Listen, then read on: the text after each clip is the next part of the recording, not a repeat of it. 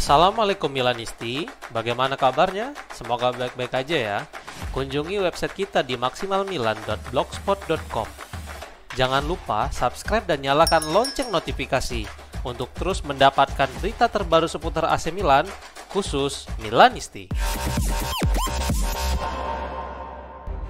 Terlepas dari laporan yang menyebutkan bahwa Giorgio Furlani tidak yakin dengan Iglitare, AC Milan diperkirakan akan segera membuat keputusan. Sore kemarin waktu Italia ada laporan yang mengatakan bahwa Tare telah bertemu dengan Furlani, tetapi CEO tidak terlalu terkesan dengan orang Albania itu. Namun berbeda dengan Milan News yang melaporkan bahwa keputusan direktur olahraga yang baru akan segera dibuat. Laporan tersebut menyebutkan bahwa pembicaraan berjalan positif, tetapi tidak sepenuhnya membuat Tare akan otomatis menjabat jabatan tersebut. Mereka membahas detail teknis seperti situasi kandidat pelatih baru dengan nama-nama seperti Massimiliano Allegri, Vincenzo Italiano, dan Gian Piero Gasperini adalah kandidat utama. Selain itu, Tony D'Amico juga tetap sebagai calon direktur olahraga yang baru, tetapi dengan kontraknya bersama Atalanta akan sangat sulit membawanya ke San Siro, terutama negosiasi dengan Lazio sudah terbukti sulit dan klubnya saat ini tidak ingin kehilangan direktur olahraga mereka.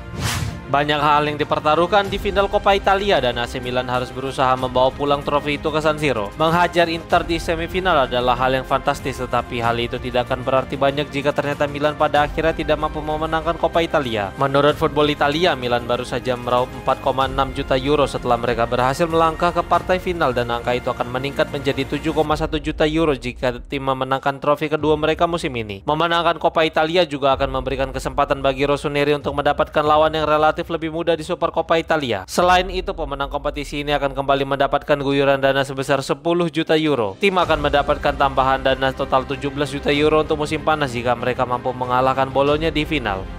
Samuele Ricci adalah salah satu buruan utama AC Milan di musim panas, tetapi Rossoneri bukan satu-satunya. Tampaknya Torino akan kembali kehilangan talenta terbaik mereka dalam 2 musim panas terakhir. Musim panas lalu mereka kehilangan Alessandro Buongiorno, dan musim panas ini Ricci akan menjadi salah satunya. Selain itu, Vanja Milinkovic-Savic juga dikabarkan bisa pergi dari klub. Ricci dan Vanja menunjukkan performa luar biasa bersama Torino musim ini, sehingga tidak mengherankan mereka mendapatkan peminat dari seluruh Eropa. Selain itu, Milan dan ada pula Manchester City juga tertarik untuk membawa sang klan setelah melihat bakatnya yang luar biasa. Cairo pun berbicara kepada Radio Kiss tentang rumor yang beredar tentang pemainnya. Berikut komentarnya disampaikan melalui Sky Italia. Saat ini kami belum berbicara kepada siapapun dan ini adalah rumor yang tidak berdasar. Kepergian sang kiper, ini adalah hal-hal yang mudah diubah dan itu tidak benar. Dia penjaga gawang yang hebat di antara yang terbaik di Eropa, ungkapnya.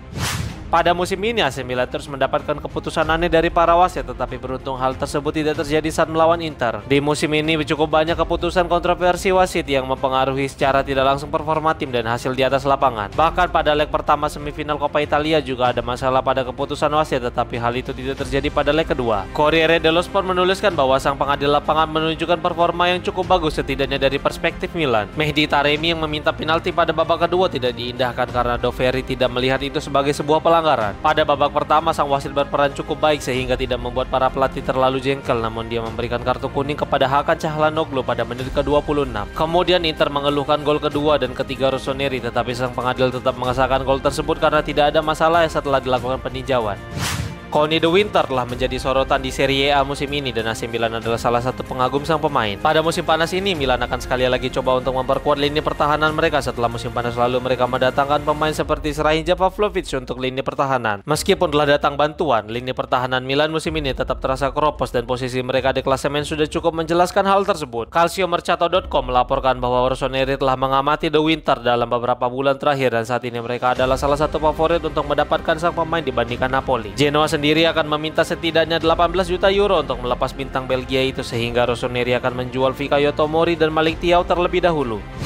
Simone Inzaghi dianggap sebagai salah satu pelatih terbaik Eropa saat ini, tetapi Sergio Conceição mengajarkannya hal penting dengan kekalahan 0-3. Banyak orang yang memprediksi Inter akan mengalahkan AC Milan pada tengah pekan kemarin dan melangkah ke final Coppa Italia. Namun Inter disadarkan oleh kenyataan bahwa 3 gol Milan membuat mereka harus kehilangan Coppa Italia, dan itu adalah kelima kalinya dalam musim ini Inter tidak pernah menang sekalipun atas Rossoneri. Fabio Capello yang berbicara kepada Gazzetta dello Sport menyampaikan pendapatnya tentang pelatih Inter dan bahkan menjuluki pelatih Italia itu sedikit sombong dengan pilihannya. Berikut komentar yang disampaikan melalui Football Italia. Tim asuhan Inzaghi memiliki peluang untuk memimpin pada babak pertama, tetapi pada babak kedua Milan lebih percaya diri, kuat dan bertekad. Banyak yang berbicara tentang kelelahan, tetapi saya pikir itu lebih merupakan masalah mental. Saya tidak akan terkejut jika juara bertahan kehilangan sedikit kontak dengan kenyataan setelah mereka mengalahkan Bayern Munchen. Saya berharap kemenangan atas Munchen tidak dilihat sebagai tujuan akhir, tetapi sebagai titik awal sesuatu yang lebih penting. Saya merasakan sedikit arogansi dalam pilihan Inzaghi. Dia sedang dalam derby yang hampir seperti laga final, tetapi kali ini dia terlalu meremehkan Coppa Italia.